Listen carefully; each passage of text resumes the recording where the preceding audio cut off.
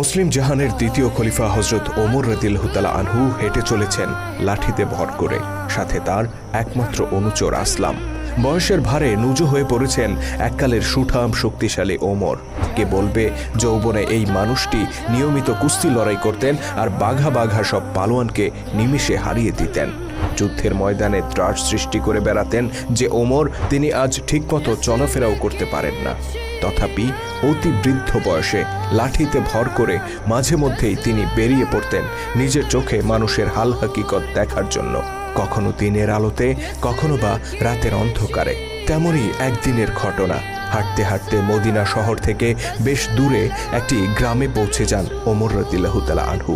সেখানে একটি বাড়িতে উনুনের পাশে একজন নারীকে দেখতে পান তিনি।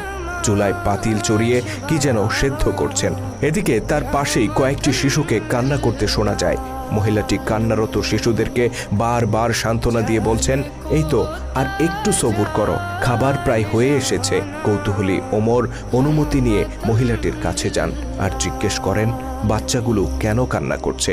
ওই নারী হযরত ওমর রাদিয়াল্লাহু তাআলা আনহুকে আগে কখনো দেখেননি, যে কারণে তিনি মুসলিম জাহানের খলিফাকে চিনতে পারেন না। আগন্তুকের কৌতূহল দেখে তিনি বেশ বিরক্ত হন এবং বলেন শিশুগুলো ক্ষুধায় কান্না করছে। ওমর রাদিয়াল্লাহু তাআলা আনহু জানতে চান উনুনে তিনি কি চড়িয়েছেন, খাবার প্রস্তুত হতে আর কত দেরি। মহিলাটি আরো বেশি বিরক্ত হয়ে বলেন, পাতিলে কিছুই নেই, শুধু পানি চড়িয়ে রেখেছি। বাচ্চাগুলোকে সান্ত্বনা দেওয়ার জন্য খাবার তৈরির ভান করছি।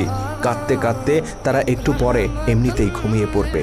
অতঃপর অতি দুঃখের সাথে নারীটি জানান তার ঘরে কোনো খাবার নেই। তিনি নিজের এই দুরবস্থার কারণে খলিফা ওমরকে দায়ী করেন আর বলেন নিশ্চয়ই এর জন্য আল্লাহর দরবারে ওমরকে জবাব দিতে হবে। তিনি জানতেন না তার সামনেই দাঁড়িয়ে আছেন খলিফা ওমর রাদিয়াল্লাহু তাআলা আনহু। ওমর রাদিয়াল্লাহু তাআলা আনহু বিস্মিত কণ্ঠে বলেন, খলিফাকে কেন এর জন্য দায়ী করছেন? তিনি হয়তো আপনার এই দুরবস্থার কথা জানেনই না।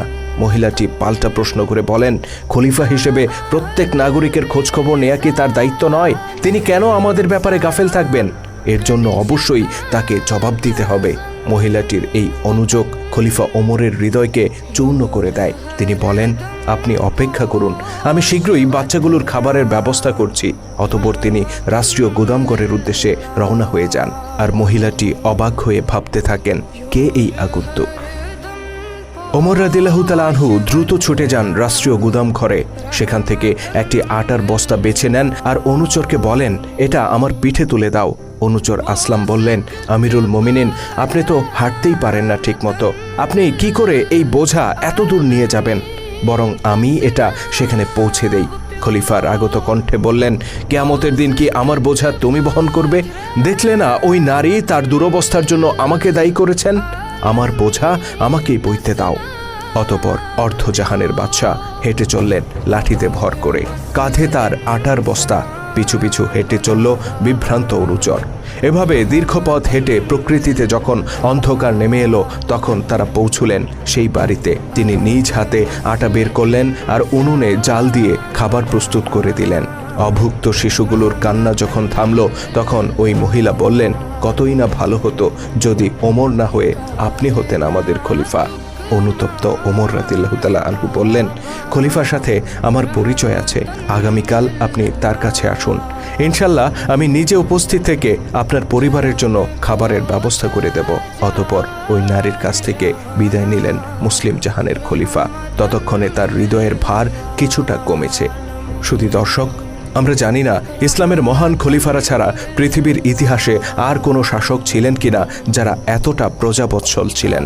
আমরা জানি না পৃথিবীতে ইসলাম ব্যতীত আর কোনো আদর্শ আছে কিনা যা অর্ধ পৃথিবীর বাদশার পিঠে আটার বস্তা তুলে দিয়েছিল। তবে আমরা এটুকু নিশ্চিত করে বলতে পারি, ইসলামের প্রকৃত আদর্শ আর সঠিক নেতৃত্ব যতদিন ছিল, ততদিন মুসলিম বিশ্বে প্রতিষ্ঠিত ছিল সাম্য আর মানবতা।